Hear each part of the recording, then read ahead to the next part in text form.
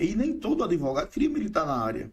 Sim. E por essa questão também, infracionava, né? A situação de, só conheço o doutor fulano, doutor fulano. Não, a vara civil, todo mundo, várias famílias, todo mundo. Sim. Mas o criminal, nem todo advogado queria pegar. Então, aqui não atua. Principalmente aqui no estado. Né? E aí, hoje com a facilidade comunicacional e com as possibilidades de tráfego, o advogado precisa ter um produto. A advocacia criminal não é um produto. Assim, você não vai vender, você tá com problema, está com processo criminal, eu resolvo para você, tem contato comigo, não é assim, não funciona assim. Exato.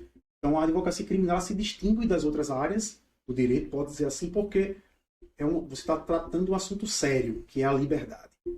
Ninguém quer ser preso, ninguém quer ser julgado injustamente. Ou ninguém quer receber uma pena maior do que deveria receber. Direitos e deveres. Direitos e deveres, né?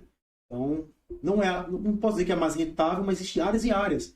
Hoje tem áreas como consumidor, que tem gente que vende um produto e consumidor, por exemplo, cancelamento de viagem, e o cara gera uma campanha no Brasil inteira, se o cara recebe 300 leads no celular por dia, né? Ele vai cobrar R$1.000 para fazer aquela demanda de cada um, o cara está recebendo 300 leads por dia.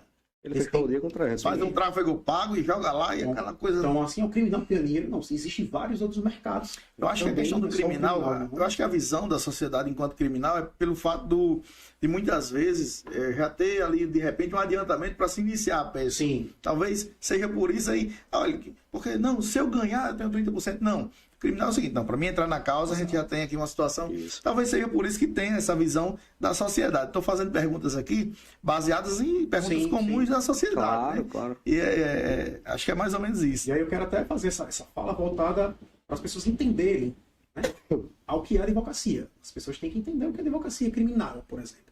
Advocacia criminal existe um processo contra você, um inquérito policial que está tramitando em seu desfavor, e às vezes se inicia com uma denúncia muitas vezes infundada, ou por raiva, ou por vingança, ou por de fato ter acontecido, e as informações serem incoerentes e chegar à conclusão que você era parte, e você se sente injustiçado, você procura quem? Né? Então, o advogado criminal vai ser essa pessoa a fazer com que você responda o processo, devido processo legal, e busque a solução, que seria um processo, uma decisão justa.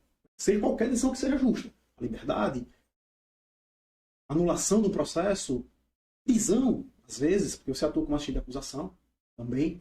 Você tem esse papel, a advocacia criminal é muito dinâmica. É muito complexa, né? Complexa. Então, essa questão de valores também varia de acordo com a complexidade. Então, qual que justifica a cobrança honorários dos advogados um valor maior ou menor? Primeiro grau de dificuldade do negócio. Chega uma causa para você, que é uma operação, e essa operação vem de anos de investigação, que existem vários inquéritos paralelos, que são de outras comarcas, e aí você, para fazer uma análise desse processo, eu logicamente vou ter que dizer, olha, eu posso fazer sim, deixa eu estudar o processo, eu vou cobrar para estudar o processo. Exato. Né? Então tem umas soluções, vamos trabalhar em cima dessas soluções. E a complexidade, né? E aí responder ao cliente As sempre na lacunas. Exato. E responder ao cliente sempre na transparência do problema dele. Eu sempre costumo fazer uma analogia, já é um jargão meu. Eu falo que eu sou como um médico. Então eu não tenho como dar o diagnóstico sem examinar. Mas se chegou o paciente, lá, o cliente, com um problema, eu vou dizer, deixa eu examinar. Então, vamos fazer os exames. Exato. Doutor, você preso ou não você Muito bem. preso? É grave ou não é grave? Vamos entender qual é o seu caso. Primeiro, deixa eu ver quem é você. Você respondeu o quê? Quem está te acusando? Qual é a temática? Qual a matéria? Qual o grau de complexidade? Aí sim eu consigo estabelecer. Em que fase está, né? O tempo aí o grau de complexidade, mais o tempo de duração do processo. Isso. Não é isso? E aí a gente consegue, a partir daí, né, chegar. E quem é o cliente também, a pessoa. Isso tem que ser levado em conta. Não tem como cobrar o valor de R$100.000 para a pessoa que está me procurando que não tem essa quantia para me pagar. Isso tem que ser bastante coerente. Até aliviando, né, da parte da pessoa.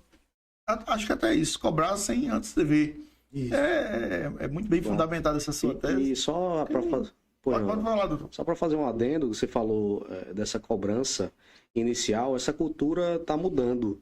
Até porque os advogados estão se especializando nas áreas específicas. E hoje essa cultura de percentual final está mudando. Geralmente, agora de uns anos para cá, os advogados vêm cobrando contratos, honorários contratuais para o Prolabore e o percentual final.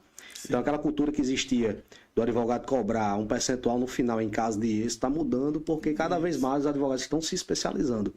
E um adendo com a fala do Dr. Rodrigo, por exemplo, um caso que chegou ano passado no escritório, de uma operação que a gente pegou lá em Pernambuco, que era um Orcrim, o Orcrim é uma organização criminosa, que movimentou 300 milhões de reais. Então não tem como você não cobrar de imediato, principalmente no criminal, não existe oferimento em percentual final, e não tem como você não cobrar honorários contratuais, e principalmente dessas operações grandes E muitas vezes até tem que se deslocar, né, doutor? Para um outro estado, para um interior. Até para fazer isso. E além de, fora até da questão até para investigar, para ouvir pessoas, para ouvir testemunhas, né? Isso. Porque assim, não é só a questão da advocacia, de ir para o fórum e tal, tem todo um processo, toda uma peça por trás. E aí se torna um fator surpresa, quando você faz essa investigação, que, olha, trouxe a testemunha e tal, como assim? Tem toda uma estrutura por trás, organizacional. Exatamente, aí é onde entra o diferencial. E a advocacia criminal assim, não é diferente de outras áreas, mas em especial a criminal, pelo resultado que se espera, pelo bem jurídico que está sendo protegido ali, que é a liberdade, e entre outros, né, como a garantia do devido processo legal, que o processo não seja ilícito, nulo, uma aberração da investigação que acontece muito. O achismo, né? O achismo. Canetado aqui, acabou. Exato.